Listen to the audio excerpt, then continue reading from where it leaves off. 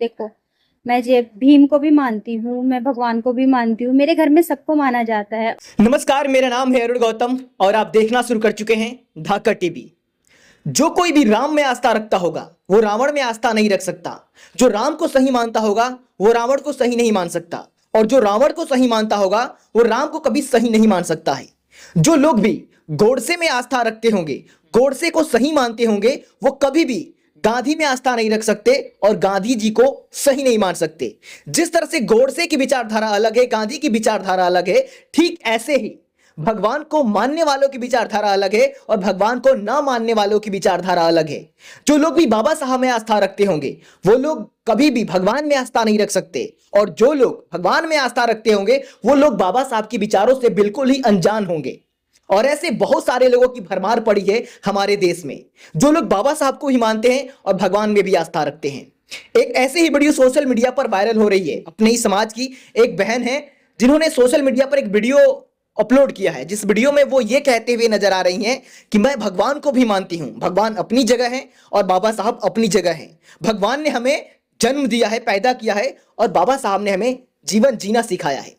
तो उस बहन की बातों में कितनी सच्चाई है, ये आज की इस वीडियो में हम विश्लेषण करेंगे और आपको बताएंगे कि जो लोग भी भगवान में आस्था रखते हैं और बाबा साहब में आस्था रखते हैं, इनकी विचारधारा कैसे अलग है। तो सबसे पहले आइए वीडियो देखते हैं, जिस वीडियो में अपने समाज की एक बहन है जो भगवान और बाबा साहब के बारे में अपनी राय रख रही है, वो सुनते हैं पहले। गाइस, जय भीम। मैं आप सभी से एक बात कहना चाहती हूँ। जो लोग ये बोलते हैं मैं जो भी भीम की या फिर किसी की भी वीडियो बना के या फिर ऐसे अपलोड करती हूँ, तो वो बोलते हैं कि कृष्णा जी लगे हैं तुम्हारे घर में, उन्हें हटाओ पहले, मुझे गुस्सा आ रहा है, ये आ रहा है, वो आ रहा है। तो भाई, मैं उनके लिए एक ये बोलना चाहती हूँ कि मैं सबको मानती हूँ। देखो, मैं जय भीम को भी मानती हूँ, मैं भगवान को भी मानती हूँ, मेरे घर में सबको माना जाता है। और मैं ये नहीं हूँ, क्योंकि मुझे पता है भगवान भगवान है और भीम जी भीम है, क्योंकि भगवान ने हमें बनाया है और भीमराव जी ने हमें जीना सिखाया है। तो मेरे लिए दोनों बराबर, मेरे लिए दोनों भगवान है। ठीक है, मुझे कोई आपत्ति नहीं है। तो सुना आपने, इनका कहना है कि भगवान ने हमें बनाया है और बाबा साहब ने जीना सिखाया है। चलिए आपकी बातों को कुछ देर के लिए मान लेते हैं कि भगवान ने आपको बनाया है।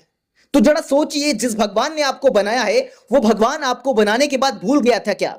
इस धरती पर भेजने के बाद भूल गया था कि इस धरती पर क्या हो रहा है? एक वर्ण सर्वश्रेष्ठ बता रहा है और एक वर्ण के साथ जानवरों जैसा बर्ताव किया जा रहा है। ये चीजें ऊपर बैठा भगवान नहीं देख रहा है। एक वर्ण खुद को सर्वश्रेष्ठ बता रहा है तो वहीं दूसरे वर्ग के साथ अन्याय अत्याचार हो रहा है। भगवान ऊपर बैठा सब कुछ देख रहा है कि नीचे मैं जिन लोगों को बनाया था वो लोग आपस में भी एक दूसरे के साथ खुशी से नहीं रह रहे हैं। कोई सर्वश्रेष्ठ होने में सारी ताकत लगा रहा है तो कोई इंसान होने के लिए संघर्ष कर रहा है कि मैं भी इंसान हूं। जिस भगवान ने आपको बनाया है उसी भगवान ने उन लोगों को भी बनाया है जो लोग इंसानों को जानवर जैसा समझते हैं, जो इंसानों को छोटी जाति के होने की वजह से सार्वजनिक जगह पर पानी पीने तक से रोकते हैं, जो लोग सदियों से गुलाम बना के रखे, ऐसे लोगों को भी उसी भगवान ने बनाया है। तो भगवान ने इतना अन्याय अत्याचार क्यों किया? पैरों में बेड़ियां बांधी गई, गले में मटकी लटकाई गई और पीछे झाड़ू बांधा गया, और ये सब करने वाले लोगों को भी आपके भगवान ने ही बनाया था। तो भगवान इंसानों के साथ भेदभाव कैसे कर सकता है? जो भगवान इस सृष्टि को बनाया, जो भगवान आपके अनुसार आपको बनाया है, वो भगवान उन लोगों को क्यों बनाया जो आप लोगों पर अन्याय अत्याचार करते रहे? भगवान ये सारी चीजें ऊपर से बैठकर क्यों देखता रहा खामोशी से? भगवान पहले भी थे जब हमें स्कूलों में पढ़ने के लिए वर्जित किया गया था। भगवान तब भी थे जब हमें सार्वजनिक जगह पर पानी पीने के लिए वर्जित किया गया था। भगवान तभी थे जब हमें सिर्फ दोपहर में घर से निकलने के लिए अनिवार्य था। अगर हम सुबह शाम घर से निकलते तो हमारे ऊपर दंडनीय अपराध ये माना जाता था। भगवान जब हमारे ऊपर अन्याय अत्याचार हो रहा था तब भी भगवान थे। भगवान बनाकर कैसे भूल सकते हैं? अगर कोई बीज डालता है ना तो उसकी रेख देख भी करना उसका कर्तव्य बनता है। जैसे हम कोई पेड़ पौधा लगाते हैं या कोई फसल लगाते हैं तो जब तक वो फसल तैयार ना हो जाए तब तक हम उसके पीछे लगे रहते हैं कि कहीं इससे कोई नुकसान ना हो जाए। लेकिन भगवान ने तो आप लोगों के साथ अन्याय अत्याचार किया। भगवान तो भूल गए आप लोगों को इस धरती पर बनाकर कि मैंने कुछ और भी लोग बनाए हैं जिनके साथ वो लोग अत्याचार अन्याय कर रहे हैं जिनको मैंने ही बनाया है। शुक्र मनाइए बाबा साहब का, जिन्होंने इस धरती पर जन्म लिया और भगवान के विधान को मिटा दिया। जो लोग अन्याय अत्याचार सहते आ रहे थे उनके लिए भगवान से बढ़कर साबित हुए। हमें तो सार्वजनिक जगह पर पानी पीने तक का अधिकार नहीं था। वो तो बाबा साहब की देन है कि आज हम मिनरल वाटर पी रहे हैं। तो जिस बाबा साहब ने हमें भगवान से भी बढ़कर हमारी जिंदगी के लिए कुछ किया, तो उस बाबा साहब के भी जिंदगी के कुछ उद्देश्य थे, उनके भी कुछ सपने थे और कुछ इच्छाएं थी जो हम लोगों से लगाए रखे थे। वो अगर आप सच में बाबा साहब को जानती होती, पढ़ी होती, या बाबा साहब के बारे में एक अक्षर भी आपने कहीं पढ़ा होता, तो कभी भी ये बात आप ना कह पाती कि भगवान भी मेरे लिए मायने रखते हैं और बाबा साहब भी मायने रखते हैं। जो लोग भी बाबा साहब को थोड़ा भी पढ़े होंगे वो कभी भी भगवान में आस्था नहीं रख सकते, क्योंकि बाबा साहब ने अपनी 22 प्रतिज्ञाओं में पहली प्रतिज्ञा ही ये दी थी कि मैं ब्रह्मा विष्णु महेश में कोई आस्था नहीं रखूंगा।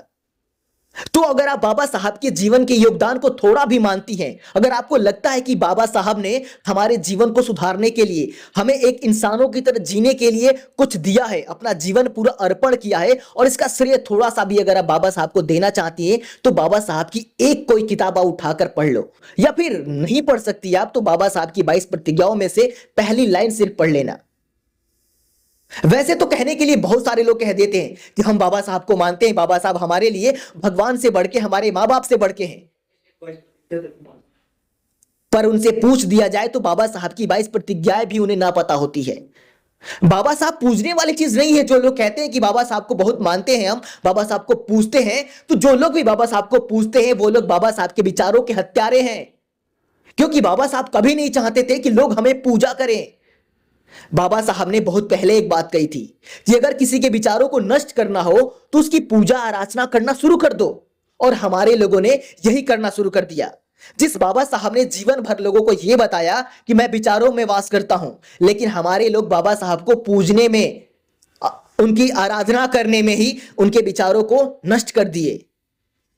14 अप्रैल के दिन बाबा साहब की जयंती मनाई जाती है, पूरे देश में मनाई जाती है, लेकिन अगर आप जाएंगे तो बहुत सारे जगह आप ये पाएंगे कि बाबा साहब की जयंती के नाम पर सिर्फ मनोरंजन किया जाता है।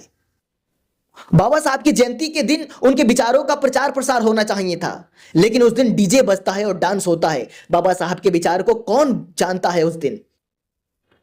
इसीलिए बहुत सारे ऐसे लोग पैदा हो रहे हैं जो ये मानते हैं कि हम बाबा साहब को भी मानते हैं, क्योंकि 14 अप्रैल के दिन वो भी चंदा देते हैं और जाके डीजे पे डांस कर लेते हैं। इतने से उनको ये लगने लगता है कि बाबा साहब को हम मानते हैं, लेकिन उनकी विचारधारा जब तक आप नहीं जानेंगे तो बाबा साहब के मानने से कोई फायदा नहीं होने वाला है। बाबा साहब कभी नहीं चाहते थे कि लोग हमारी पूजा करें और हमारे मानने वाले लोग बने। बाबा साहब के मानने का मतलब यह होता है कि उनके कहे गए विचारों को जानना और अपने जीवन में अमल करना, यह होता है मानना। फोटो लगा देने से बाबा साहब के मानने वाले आप नहीं होने वाले। तो जिस तरह से इस बहन के घर में राम कृष्णा हनुमान इन देवी देवताओं की फोटो लगी है, ठीक ऐसे ही बाबा साहब की फोटो लगी होगी घर में।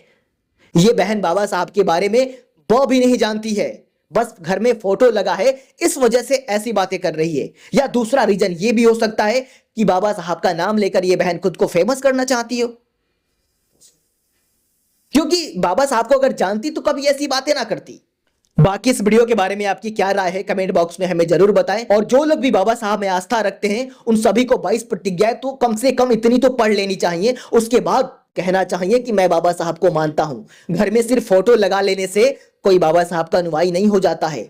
फिर मिलेंगे आपसे अगली वीडियो में किसी ऐसे ही टॉपिक पर। तब तक इजाजत दीजिए अपने दोस्त अरुण गौतम को। अगर अभी तक आपने धाका टीवी को सब्सक्राइब ना किया हो तो रेड वाले बटन को दबाकर सब्सक्राइब कर लीजिए, ताकि ऐसी अनेकों वीडियो आप देखते रहें, सुनते रहें और अपने लोगों को जागरूक होने में मदद करते रहें।